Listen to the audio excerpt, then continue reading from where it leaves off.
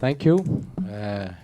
Our speaker was very Muito obrigado ao nosso so we have pela more time for fala. questions. A fala foi rápida, foi curta, então a gente tem we- mais perguntas. nós vamos Tempo para coletar aqui perguntas, 3 né? perguntas de cada vez, e aí nós passamos de volta aqui para as respostas. Temos aproximadamente 1 hora aqui para conversar. Ministro, o senhor gostaria de dizer alguma coisa antes, ou fazer algum comentário? Não? Ok. Quem gostaria de fazer perguntas, então? Temos um aqui, outro ali, outro ali. Vamos pegar essas 3 primeiras, depois a gente continua. Aqui, por favor.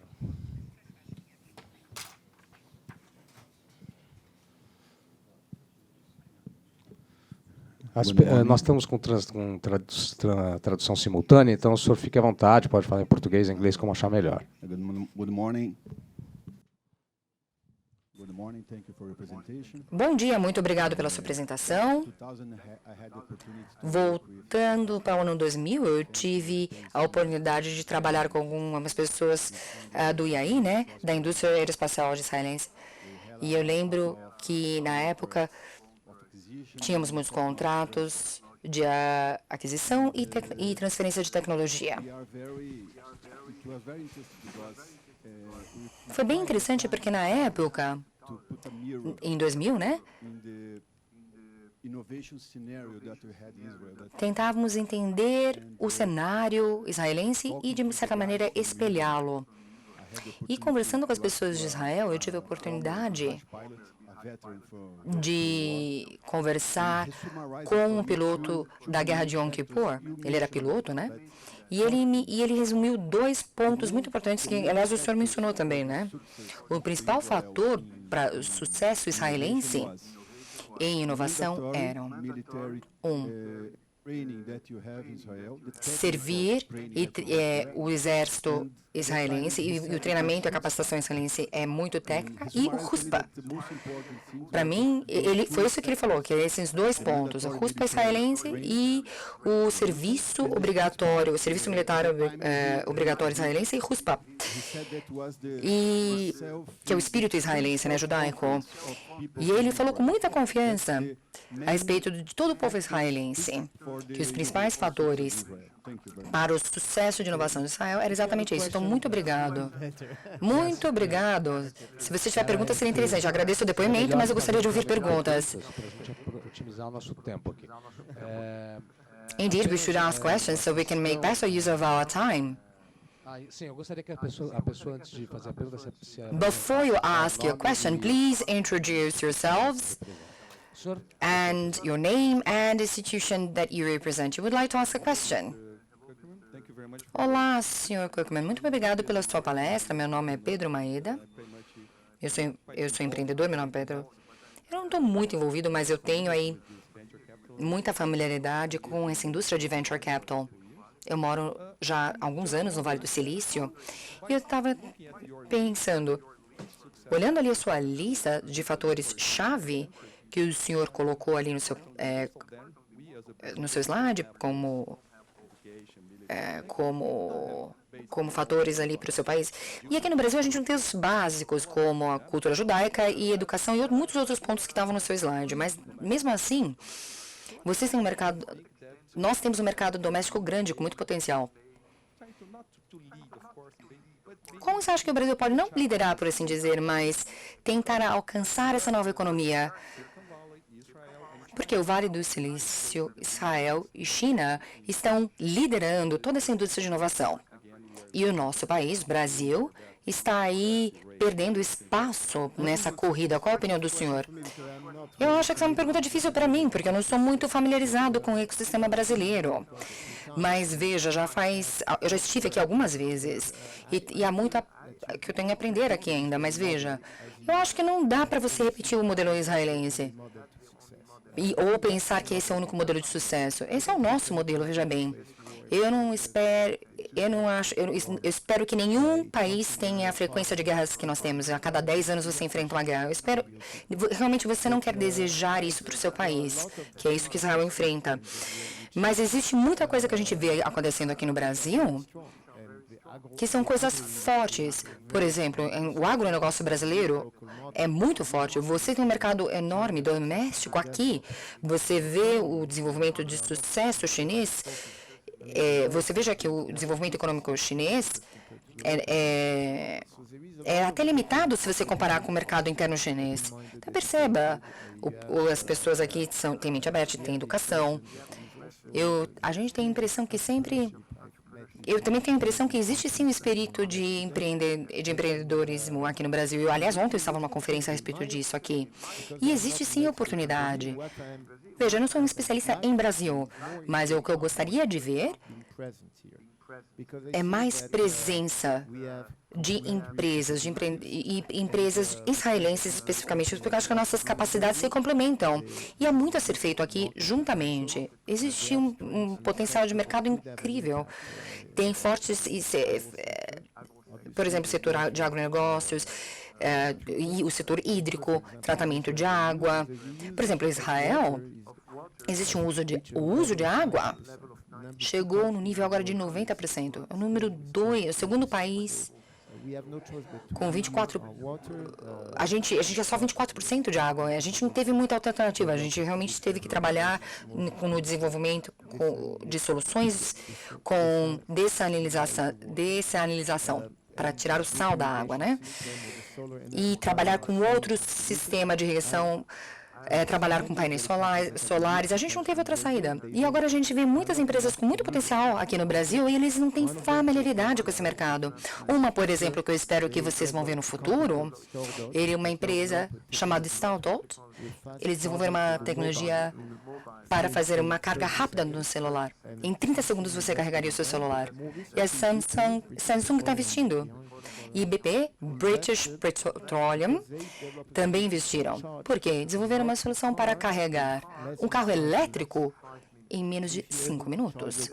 Então, perceba, se você consegue carregar o seu carro elétrico nesse período de 5 minutos, ao mesmo tempo que você leva para encher o tanque com gasolina, isso vai mudar completamente o jogo do carro elétrico e de toda uma indústria automotiva. E isso, potencialmente, pode ser implementado no Brasil.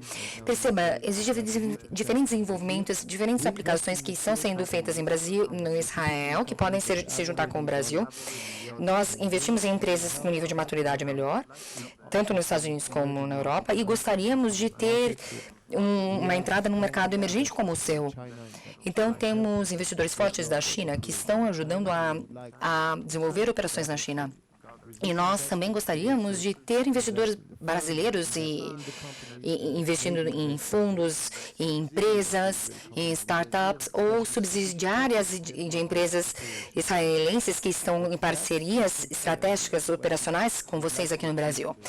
Mas o que gostaríamos de alcançar no futuro próximo é isso, basicamente. Temos uma pergunta ali e outra ali. O senhor acha, então, mais 2 ou 3 perguntas? Olha, são perguntas. Eu quero pergunta por pergunta. Eu gostaria, se forem perguntas, eu gostaria de ouvir uma por uma. Uma pergunta e uma resposta, em vez de várias perguntas de uma vez. Olá, meu nome é Geraldo Cohen. Eu sou consultor de software e de processador de TI.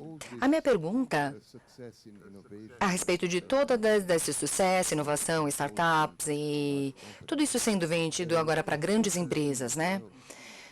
Por que não vemos em Israel em multinacionais, empresas israelenses multinacionais? Talvez com exceção com Deva, né? Eu acho. É uma boa pergunta, porque muitas pessoas dizem que as empresas israelenses são vendidas muito rápidas para a Startup Nation, né? A nação de startups. Então, a empresa acaba não entrando globalmente lá. Isso tem sido realmente o caso por muitos anos, realmente.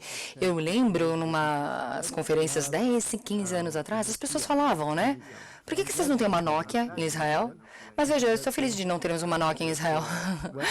Mas o que percebemos é que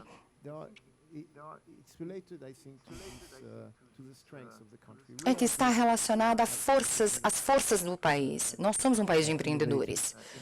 Nós somos inovadores. E por muitos anos foi muito difícil desenvolver algumas habilidades de administração ou marketing, globalmente falando, né? E também a venda do produto final era sempre feita pelas Ciscos do mundo, pelas Googles ou IBMs do mundo, não é assim? E nós éramos fornecedores de tecnologia para essas pessoas e, em certo ponto, eles estavam adquirindo as nossas tecnologias porque eles estavam em contato com o usuário final. Mas veja, isso mudou recentemente. Eu preciso dizer, eu tenho seguido aí a indústria de alta tecnologia já faz 26 anos como investidor, né? E eu tenho percebido um novo perfil de empreendedores nos últimos 5, 10 anos. Pessoas que não têm medo de chegar até o consumidor final. Então, eu acho que isso é possível graças à internet. Alguns dos produtos que vocês têm aqui, eu mencionei Tábula, que vocês usam aqui no Brasil, porque vocês leem o jornal, você vai direto para o consumidor. Waze também, o GPS, né, também vai diretamente para o usuário final. Então, assim, é possível agora com uma nova geração de empreendedores que temos visto, e graças à internet existe essa possibilidade. Então, você não precisa de um grande varejista, né, para operar no país. A gente pode fazer via internet. Então, está aí uma nova geração de empresas que tem essa nova ambição, sim, para se tornar um player global, um ator global. E isso é possível porque você consegue cada vez mais financiamento. Você vê mais unicórnios. O que é um unicórnio? É uma empresa de $1 bilhão. É esse o valor dela. Mas ainda assim é uma empresa privada. No passado, não era acessível ser um unicórnio, porque quando chegar no valor de $100 milhões, você não conseguia alavancar mais capital, então você tinha que vender a empresa. Hoje, contudo, você tem acesso a capital, 7,5 é um número, bilhões, é um número grande.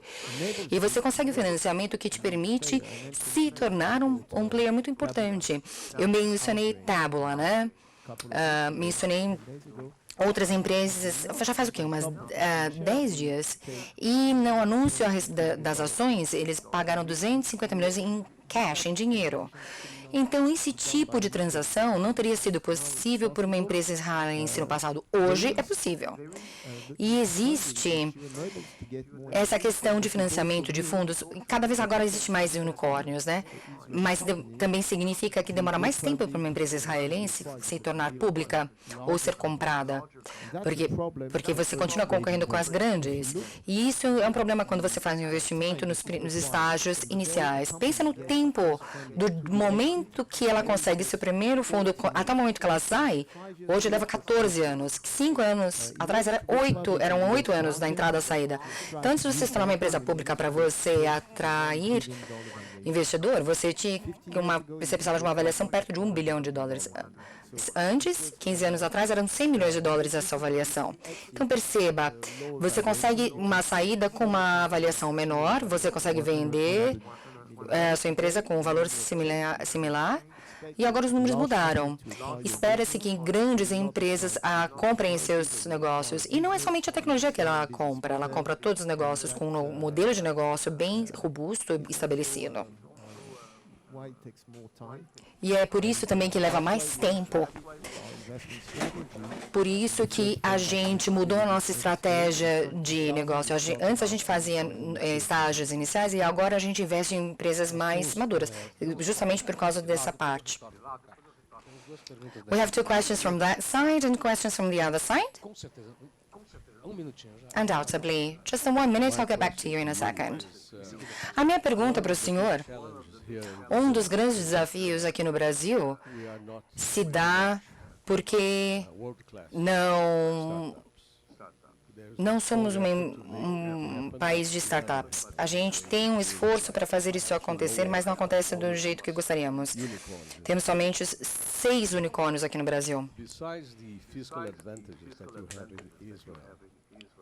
A parte das vantagens fiscais que existem em Israel, vocês têm algum suporte do governo israelense?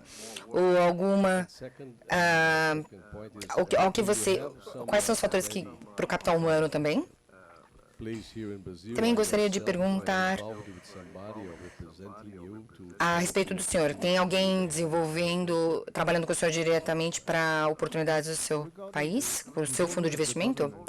Pensando agora, primeiramente, a respeito do envolvimento do governo no suporte a empresas, tá?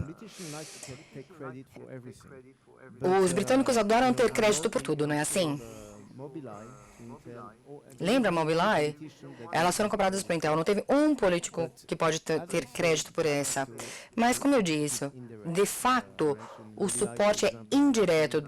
Mobileye, a gente teve 300 engenheiros vindo para trabalhar nessa Mobileye, e eles são todos ex-soldados que trabalharam em unidades de inteligência militar. E existe um suporte indireto por causa da educação, capacitação que você recebe no Exército e da imigração também. Uma das empresas que se tornaram pública faz o quê? 5 meses. Eu fiquei chocado porque o fundador, eu lembro que eles eram um casal jovem na época. E um dia eu apresentei um investidor, era chefe do Banco de Desenvolvimento do Leste Europeu, né? E eu fiz essa apresentação. E eu apoiei por muitos anos.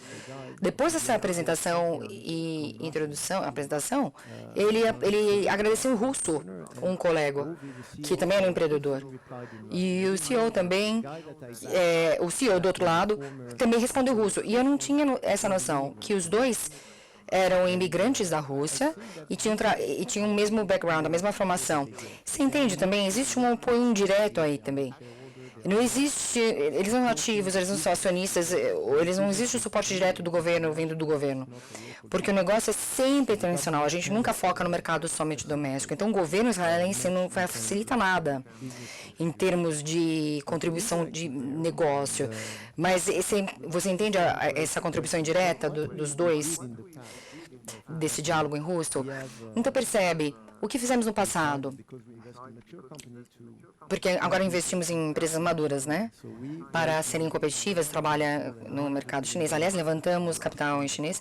Temos 100 bilhões de dólares no último fundos que vieram diretamente de investidores chineses. E conseguimos, com os nossos investidores chineses, expandir o nosso portfólio. Então, estabelecemos um grupo de 10 pessoas em Hong Kong para oferecer o nosso apoio gratuitamente para todo o nosso portfólio, todas as nossas empresas, para crescer ali na região, graças ao nosso parceiro local, que é China Everbright. Então, queremos conseguir um objetivo similar aqui no Brasil. Talvez não dessa magnitude, mas aqui também há a importância de achar investidores certos para que estejam interessados nesses setores de alta tecnologia, o que se pode fazer localmente. E uma vez que a gente tem um tamanho crítico, a gente tem John Ken, que é uma equipe local para dar esse suporte à equipe global com os israelenses. A gente não chegou nesse ponto, mas essa é a meta para os próximos meses. Depois nós vamos passar aqui para o senhor, depois nós voltamos para cá. Olá, Edward. Meu nome é Gustavo Brandt, eu sou chefe da DocSign no Brasil. DocSign no Brasil, nós éramos o unicórnio do Vale do Silício 2 anos atrás, compramos uma empresa em Israel.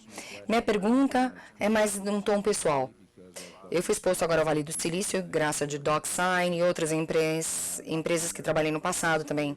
A América Latina, discutimos aqui, é um mercado grande, tem muito potencial.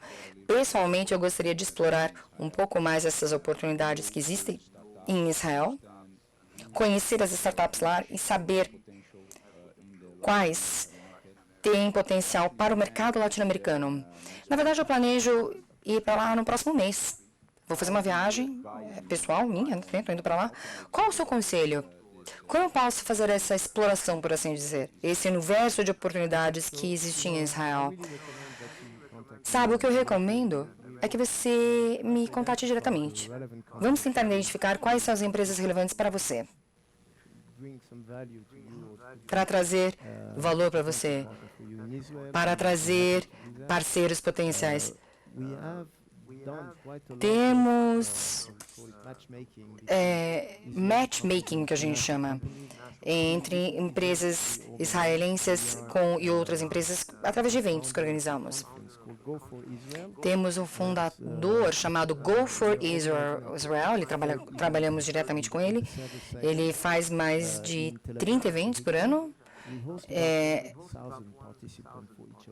No último foi 1.000 pessoas em Tel Aviv.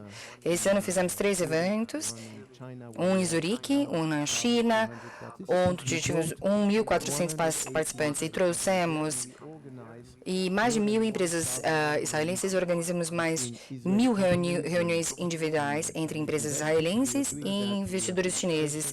Estamos falando isso, tem ali uma aplicação, um cadastro, né? Onde você entra para assegurar que essas reuniões sejam realmente eficazes e eficientes. Então, quando chega na hora da reunião, ela seja uma reunião de qualidade. No próximo evento, em Tel Aviv, agora vai ter uma próxima edição, estão todos convidados a participar desse evento. Tentamos, quando a gente recebe esses visitantes, entender qual é o interesse de cada um e canalizar e fazer a organização e a marcação, o agendamento dessas reuniões antecipadamente, porque daí você já se prepara, já sabe quais são as perguntas a serem feitas, as trocas com os administradores de cada empresa. E isso vai te dar uma melhor visão do ecossistema. É um sistema bem internacional. Tivemos, por exemplo, selecionamos para cada evento aqueles pitches de 1 minuto, que você tem que apresentar muito rapidamente a sua empresa. Então, os visitantes, participantes do evento, tinham uma visão geral de diferentes setores e startups. E também é só um dia, e tem uma outra rodada de negócios com reuniões, é bem intenso, portanto. Mas eu acho que isso realmente permite que quando você visita, no dia antes ou depois, você consegue depois agendar e visitar as empresas que te interessam. Obrigado. Sou professor da Politécnica e eu sigo seus esforços para ter aí startups israelenses maduras para fazerem joint venture aqui no Brasil com empreendedores, né? E explorar esse mercado brasileiro e também trazer essas tecnologias, né? Para um nível melhor, para um patamar melhor. Eu acho que seria muito interessante saber do senhor o que o senhor pensa que pode ser feito aqui.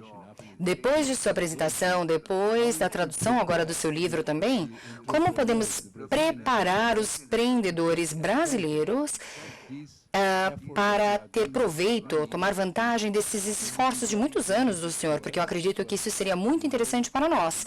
Porque, como o senhor sabe, e pela sua apresentação, o senhor conhece bem algumas tecnologias israelenses e a importância israelense em empresas que se tornaram públicas. O que eu sugeria é fazer um seminário, alguma coisa, como talvez o professor Celso Laffer pode fazer algum discurso que pode preparar empreendedores. Precisamos trabalhar com agricultura, água, para a água e setor hídrico para fazer essa interação aqui factível. Mas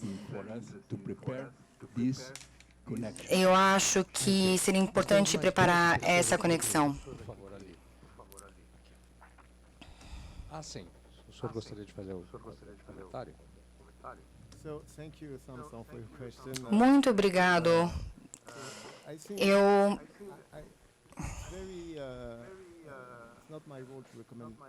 Veja, não é meu papel recomendar o que políticos fazem. De qualquer maneira, o político faz o que ele bem entender, né? O que eles querem. Agora, na perspectiva de mercado, tá? O que fazemos na China, por exemplo, onde a gente tem sido muito ativo nessa promoção de relacionamento e desenvolvimento, esse relacionamento entre Israel e China, né? O que fizemos de maneira exitosa? Primeiro, o livro que foi traduzido, né, para o chinês e vendeu. Foram 130 mil livros vendidos lá. Então, participamos em muitos eventos que foi organizado, principalmente com fusão e aquisição, M&A, né? E também associações de venture capital são diferentes. E foi um esforço que fizemos. Mas eu acho que, obviamente, sabendo conhecer as empresas é realmente a parte mais importante. Visitar o país também é muito importante. Então, eu acho que é importante trazer mais empresas israelenses para visitar o Brasil, mas também trazer mais empresas brasileiras para virem descobrir Israel. Então, eu acho que não é somente o nosso evento. Não é somente o evento que temos feito no Israel. Tem muitos que estão acontecendo. E tem um chamado Me&D, que é para aquela startup de estágio mais inicial. E traz 4 mil pessoas de toda a parte do mundo em Tel Aviv, né? No mundo de TMT, que é o mundo de tecnologia, mídia e internet, né? Então, eu acho que o que fez esse relacionamento mais forte com os americanos com os alemães, e principalmente se você comparar com outros países como a França ou outros países que não desenvolveu, em outros países que não desenvolveram um relacionamento de amizade com Israel, o que a gente percebe é que existe um investimento cross-fronteiriço. Se você vê só Israel como um mercado para você comercializar seu produto, você está perdendo tempo, tá? Se você pensar em Israel como uma maneira, um lugar onde você pode identificar tecnologias que podem ter um impacto grande na sua indústria, para construir parcerias estratégicas, eu acho que você vai entender melhor como que é possível alavancar o que Israel tem a oferecer. E o nosso povo faz isso. Às vezes a gente consegue um acordo comercial, mas temos também um estado de maturidade para isso, né? Vou dar um exemplo de recente, 1 ou 2 semanas atrás, um dos investidores chineses, tá? Que abordamos para uma das nossas empresas, para uma do nosso portfólio, né? Que acreditávamos ser líder para impressão 3D. Essa empresa estava produzindo uma tinta líquida para qualquer tipo de material. Veja, começamos com cerâmica para produção de ossos, por exemplo, ou componentes para peças para relógio ou elementos para carro, tá? Agora veja, um investidor muito chinês importante chamado China Equity, eles investem em Baidu, que é o Facebook chinês, né? Eles investiram 45 milhões de dólares na mesma empresa que investimos e 25 investiram com a gente em empresas israelenses para desenvolver uma instalação de manufatura na China. Foi anunciado porque o investidor chinês é uma empresa pública, né? Que está na Bolsa de Valores, então, mas ela é baseada na China, né? Eles alocaram capital não somente para a empresa-mãe, mas nas subsidiárias também, para extrair e operar no mercado chinês. Você entende? É esse tipo de coisa que gostaríamos de alcançar em Israel. Achar investidores que estejam investindo conosco nas empresas que conseguem também desenvolver as operações das empresas chinesas e investir também nas subsidiárias e empresas subsidiárias israelenses. Para nós, seria o melhor caminho estratégico e de longo prazo para essas empresas.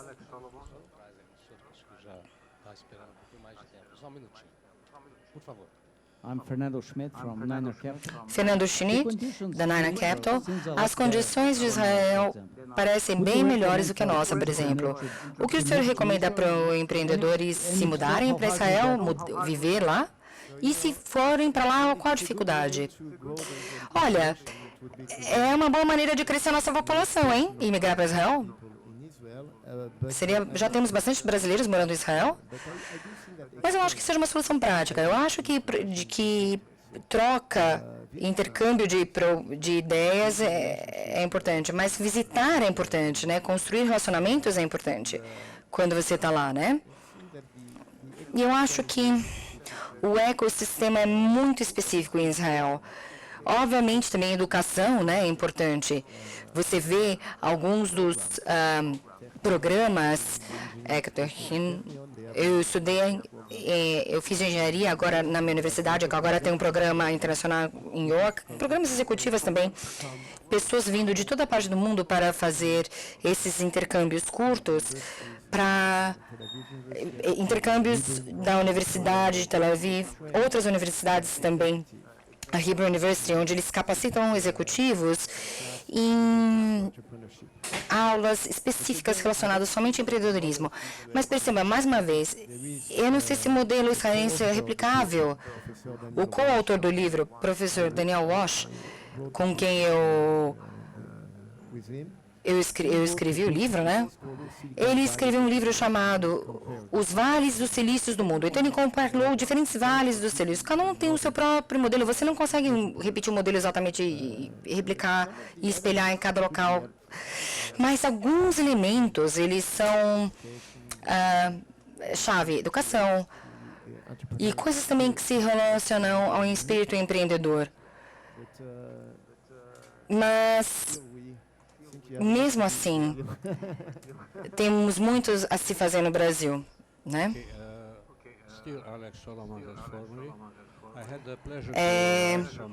Eu tive o prazer de escrever o prefácio do seu livro e eu agradeço, aliás, a oportunidade. A minha pergunta é bem provocativa e o senhor pode pular. Então eu pulo. Não quero responder. Alguém tem outra pergunta? Não, minha pergunta é controversa. Como é que... Vocês já mencionaram o BDS, né? Não há um tabu, né? Veja, uma das coisas que tentamos fazer no livro é não endereçar somente os pontos positivos. O título original? Le Bouclier de Tecnologia e Informação. Eu não sei a tradução para português. Le Bouclier, The Shield, o escudo de inovação e tecnologia. Mas ainda assim existem alguns elementos outros. Por exemplo, um dos desafios que a gente enfrenta antes de BDS, né, é falta de engenheiro. São 20 mil engenheiros faltando em Israel. É um déficit de engenheiros em Israel. Portanto, pesquisa e desenvolvimento no leste europeu, na Índia e outros países, talvez exista oportunidade de algumas empresas fazerem desenvolvimento aqui no Brasil. Então, existe um problema populacional também israelense, que não está aí na onda de alta tecnologia, que não estão surfando na onda de alta tecnologia. Principalmente a população Haredim, ou seja, a população ultra-ortodoxa israelense. Muitos deles não falam inglês, não têm uma formação ocidental.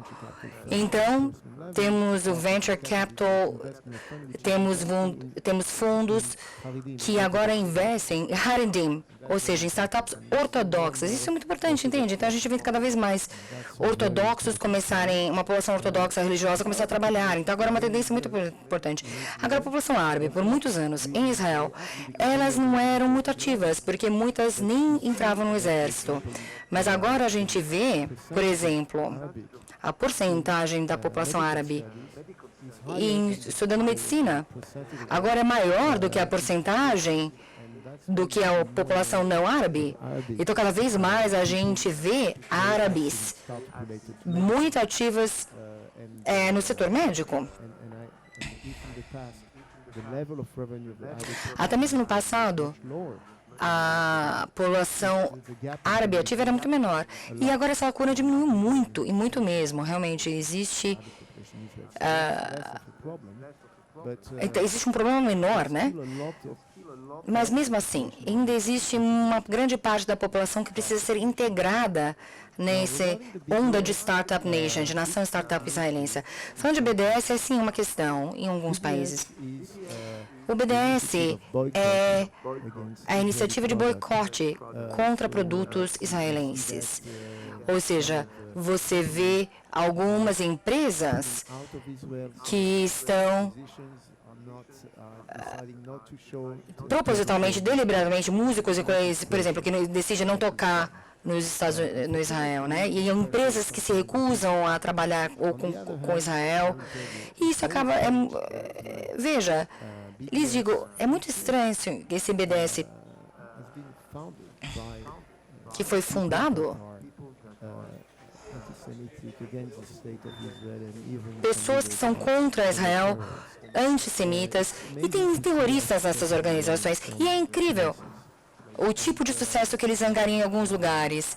Então, eu acho que, de fato, você vê iniciativas BDS no Ocidente, mas você não vê muitos países árabes aplicando regras BDS. Olha que interessante. Se você compra, por exemplo, qualquer coisa da Apple, ou qualquer produto de tecnologia, muito provavelmente você tem um chip da Intel, e isso foi desenvolvido em Israel. Então, de fato, você não vê país árabe fazendo boicote de produtos israelenses, porque foram vendidos ou desenvolvidos em Israel. Eles continuam comprando Mercedes, tomando Coca-Cola e continuam comprando Apple com o chip da Intel. Então, veja, não é aplicável, não é realmente a realidade dos países árabes, mas existe intenção nessa organização de colocar pressão em empresas, né? E eu acho que isso tem um impacto absolutamente negativo. Primeiro, é ilegal nos Estados Unidos boicotar um país inteiro. E na lei francesa também é proibido. E às vezes você vai impactar negativo para os árabes que moram em Israel. Teve muita pressão de SolarStream, que é um produto que trabalha com SolarStream. E eles falaram, é muito ativo. Mas veja, eram 3 mil empregados somente nessa planta. E eles estavam ali, e essa pressão do BDS teve uma... Na região da Cisjordânia e Gaza, 3 mil pessoas perderam emprego, árabes perderam por causa do BDS. Então, realmente é um impacto negativo que acaba saindo pela culatra. Tem mais alguma pessoa aqui esperando? Por favor, aqui. Só volta o senhor. Hi, my name is Vitor. Olá, meu nome é Vitor.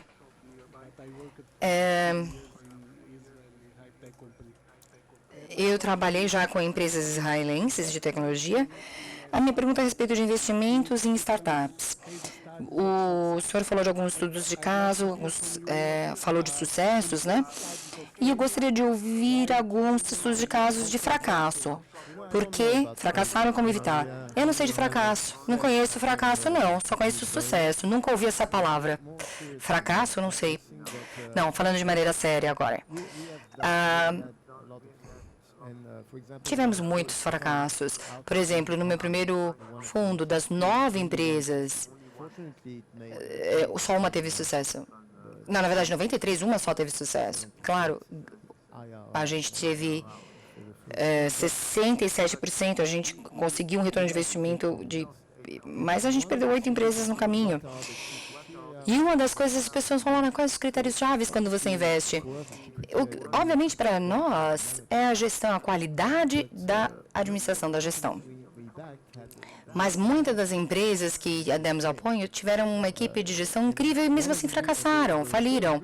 E uma das primeiras razões porque uma empresa fecha, é um critério, uma razão. Falta de dinheiro, fecham as operações, falta fluxo de caixa. Por muitos anos era muito difícil conseguir levantar capital. Agora é mais fácil, tá? Mas uma maneira que conseguimos reduzir a quantidade de fracassos. Lembra que eu falei que demora 14 anos hoje, do dia que você consegue o primeiro investimento até a saída?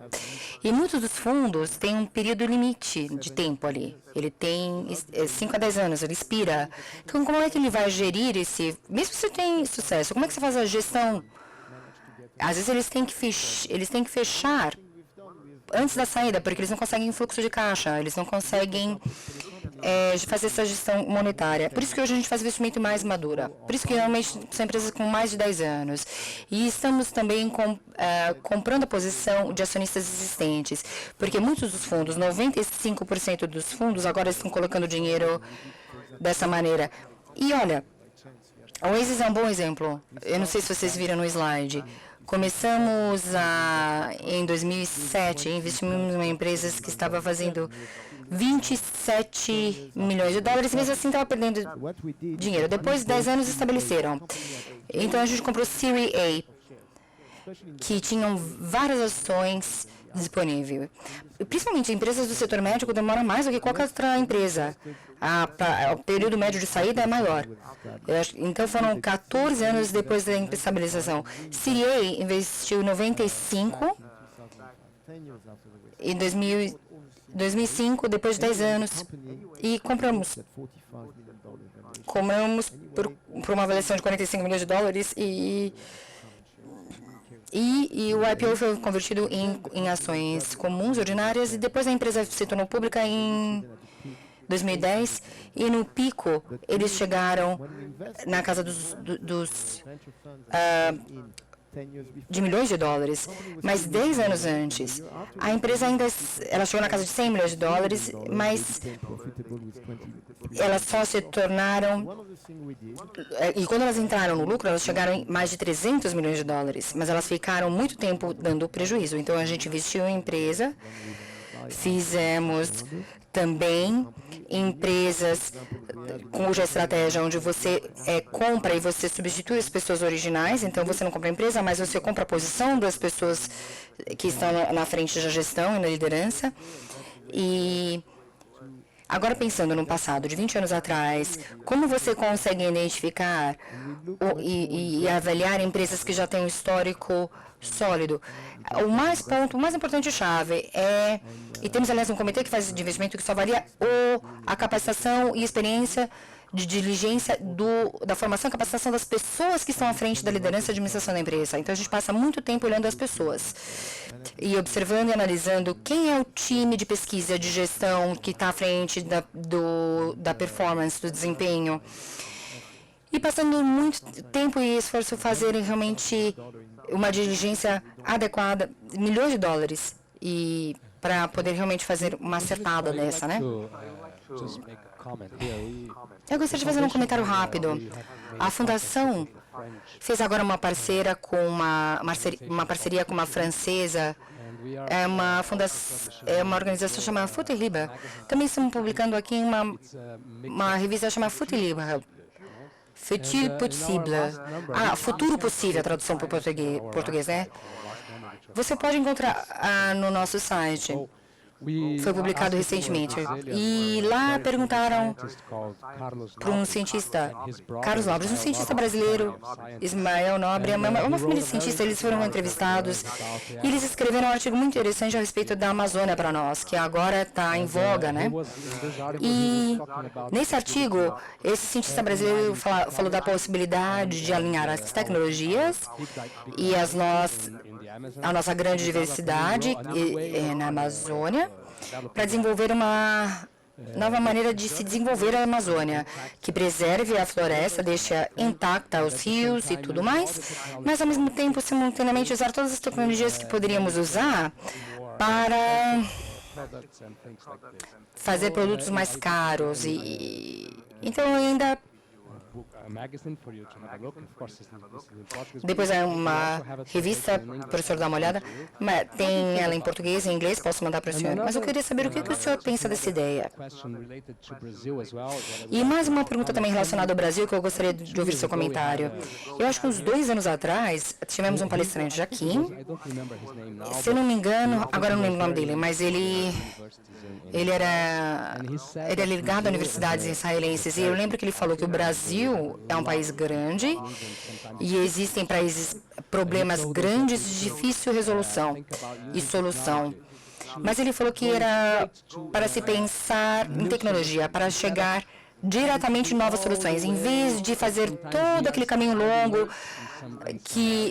cujo percurso já estamos até atrasados, mas achar algumas áreas que você pode ir direto, cortar e realmente achar uma coisa realmente nova e desenvolver algo novo, em vez de fazer toda a volta, por assim dizer, da qual já estamos atrasados. Veja, falando da Amazônia, veja, mais uma vez, eu não sou especialista em Brasil ou do ecossistema brasileiro, mas o que eu posso lhe dizer é o seguinte: existe uma boa vontade muito grande de pessoas que investem na indústria de alta tecnologia, do que a gente chama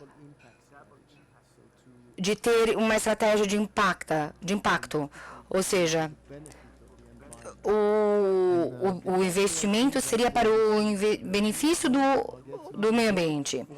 E eles estão agora um desempenho também, é o que a gente chama de fundo ético, na verdade, tá?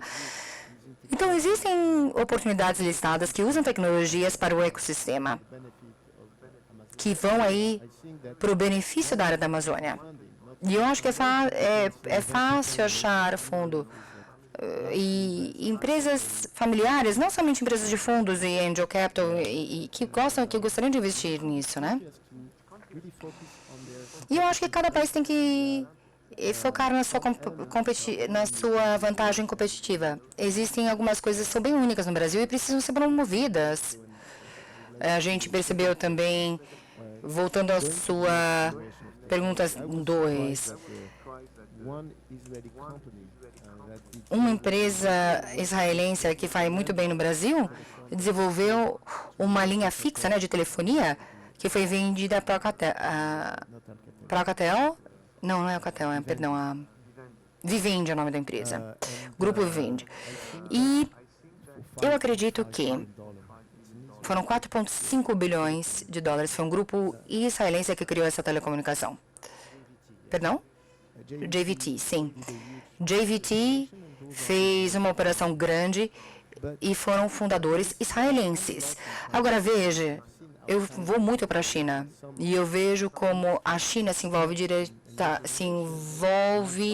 diretamente em algumas indústrias e cortam o atalho, vão direto para a próxima geração. O que eu quero dizer é que você, por exemplo, você não tem mais telefone fixo. A maioria das pessoas nem mais fixo tem. Telefone celular veio com tudo para comunicação, né? Vocês pularam linha fixa, de certa maneira. Então, veja,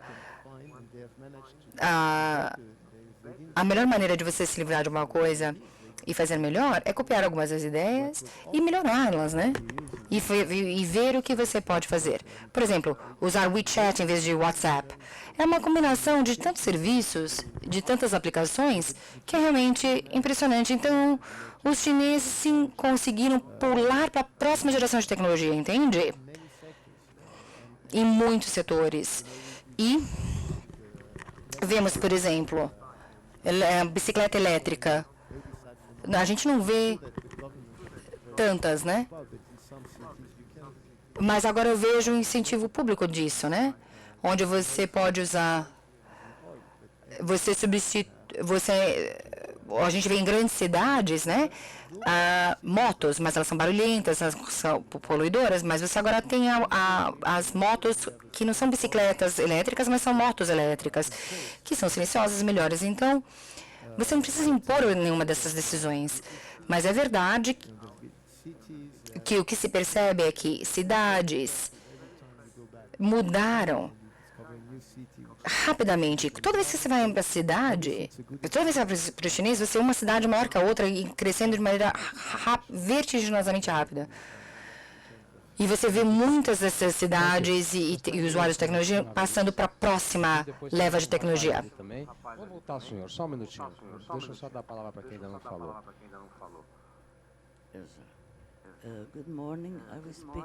Bom dia. Eu gostaria de fazer a minha pergunta em português, porque eu não tenho todas essas palavras para fazer essa pergunta em inglês. Acho que essa tecnologia é fascinante, é necessária, mas eu me pergunto como é que ela é aplicada, vamos dizer, no Brasil aqui. Porque, pelo que eu tenho contato com a população, eu vejo essa tecnologia entrando de uma maneira fantástica. Ao mesmo tempo, eu vejo um documentário sobre um país que não tem saneamento básico, que acho que é a primeira é a primeira atitude de dignidade de um ser humano. Eu estou mencionando isso porque o senhor falou de medicina, ele falou da Amazônia, então criei coragem de falar isso. Então, eu fico imaginando como é que funcionaria isso. Essa é a primeira coisa. Porque aqui, quando se coloca um porteiro automático num prédio, os 6 funcionários seriam incapazes de abrir uma porta automática. Eles não têm nenhuma infraestrutura, eles não têm uma educação, nada. Bom, a segunda pergunta é se existe tecnologias para infraestrutura. Seja, bom, eu não vou nem falar de saúde nem de educação. Educação é fundamental, porque quem preencheria, quem trabalharia em todas essas empresas Eu pediria a senhora, por favor, para concluir a sua... Então, estou concluindo. Por favor.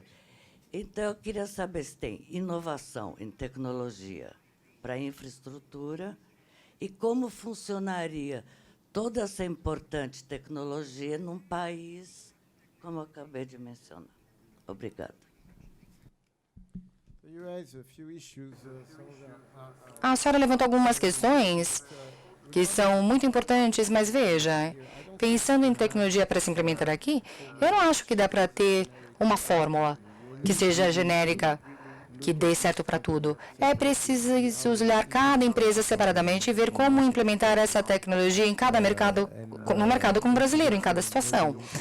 O que é também interessante é entender quais são as necessidades das empresas aqui. E, em vez de ter um produto como estratégia, com uma empresa e tecnologia e excelência tentando vender alguma coisa, é melhor vir aqui, entender, identificar as necessidades, quais são as tecnologias relevantes que podem ser aplicadas aqui no mercado brasileiro. A senhora levantou uma questão bem sensível, né, que se relaciona à tecnologia tendo um impacto em diferentes indústrias, né? Claro, as pessoas que não têm uma educação, uma capacitação vão ter um problema de integração, né? Nesse desenvolvimento de alta tecnologia, de uso.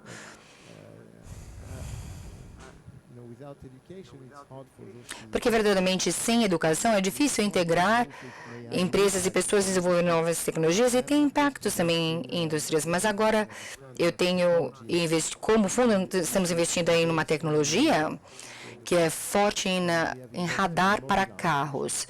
E também Mobileye, que faz aquelas câmeras para o carro, né, para evitar acidentes. Agora, eventualmente, a gente vai ter carros robôs, e o robô taxista também. Agora, o carro autônomo, para todo mundo que está se beneficiando de Uber, que é motorista Uber, por exemplo, você criou emprego, trabalho com uma tecnologia, uma plataforma com Uber, né? Muita gente agora passou a dirigir Uber. Está aí o benefício, portanto, para as pessoas que não têm uma boa formação e vão lá e começam a fazer Uber. Ou começam a dirigir táxi. Mas veja, quando você tem uma tecnologia de carro autônomo ou de um taxista robô, o que acontece com essas pessoas? É uma quantidade enorme de pessoas que eu estou falando. Eu não sei se o motorista do Uber está ganhando dinheiro realmente, tá? Porque o custo de operar um carro para fazer Uber é muito grande. E se você, daqui a 5, 10 anos, por exemplo, se você tiver robotáxi, o que vai acontecer com o motorista do Uber? São perguntas muito importantes, realmente. E o governo também precisa ter uma iniciativa, eu diria, para assegurar que vocês vão chegar num ponto que saibam o que fazer com essa quantidade de pessoas que vão perder seus empregos por causa do impacto da tecnologia que vão desempregar muita gente. Vou tentar fazer também o senhor e depois, infelizmente, acho que nós teremos que... Okay, we have time for 2 questions only, and let's conclude. So let's have one from this side and that side. Olá, meu nome é Maurício e eu sou parceiro da KPMG. E a minha pergunta é a respeito da nova tecnologia 5G. Ouvimos que o 5G vai ter um impacto muito grande, né, em qualquer indústria, qualquer pessoa que vive nisso, porque é algo que permite comunicação banda larga, né, por todas as pessoas. E como é que o senhor vê o impacto dessa tecnologia?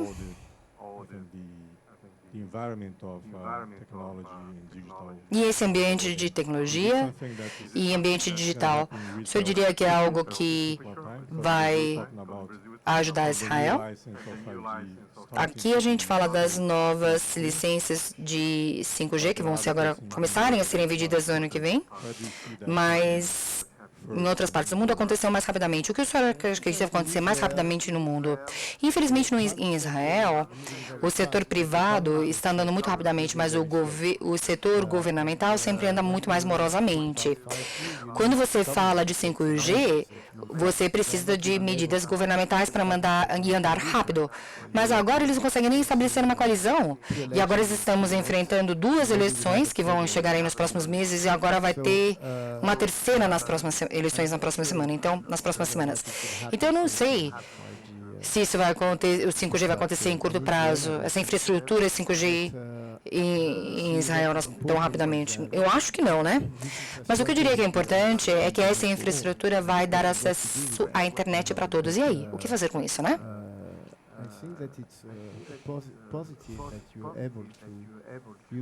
Eu acho que é muito positivo que você consiga usar dados de maneira exponencial.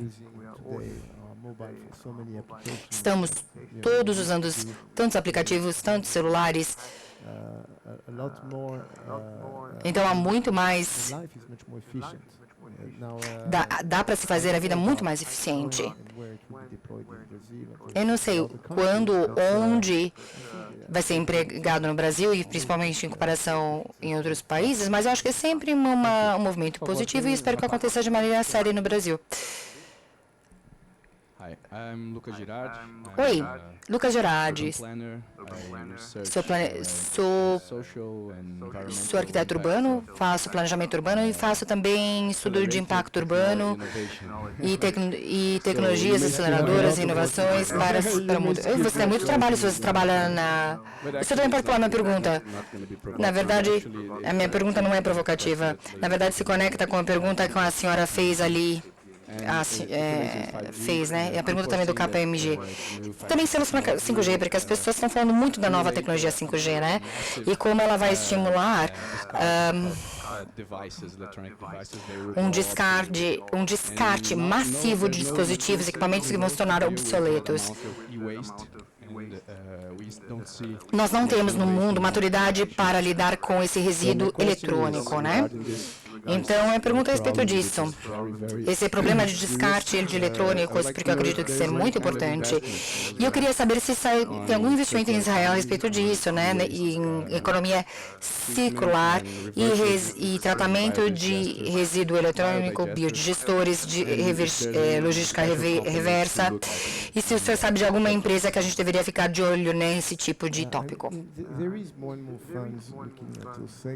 Tem cada vez mais fundos prestando atenção nesse setor. Agora estamos prestando atenção em empresas mais maduras, né? E essas empresas tipicamente estão no estágio mais maduros, né? Que com o modelo de negócios maduro que já tem um modelo e operações comprovadas, tá? Mas para esse ponto especificamente, não vemos muitas empresas maduras, tá? Pensando agora em empresas que têm impacto positivo no ambiente, tem muitas empresas verdes, green, em Israel. Falei de agrotech e aquatech, né? Falamos disso, né, da escassez que temos lá, e por isso se desenvolveu uma agricultura independente e de precisão lá. E o nosso ministro da Agricultura israelense também foi meu colega, Yam Shamir. Ele tem 300 PhDs trabalhando no Ministério, trabalhando pesquisas fundamentais nessa área. E isso é muito particular em Israel, percebe? Mas o problema é que todo o setor, tá? Pensando em setor típico de alta tecnologia, né? O tipo de... Você não vê muita transação de fusão e aquisição, né? E o processo decisório demora mais tempo, né? Qualquer empresa de cunho ambiental, existe mais cautela, elas não estão muito acostumadas com grandes aquisições. Então, o investimento, o foco tem sido, a aposta tem sido aí, e no setor de alta tecnologia, onde você vê mais transações do que essas que você mencionou. Eu peço desculpa se eu não puder passar a palavra para todos, mas o nosso palestrante tem outros compromissos também. Então, vou passar uma última pergunta.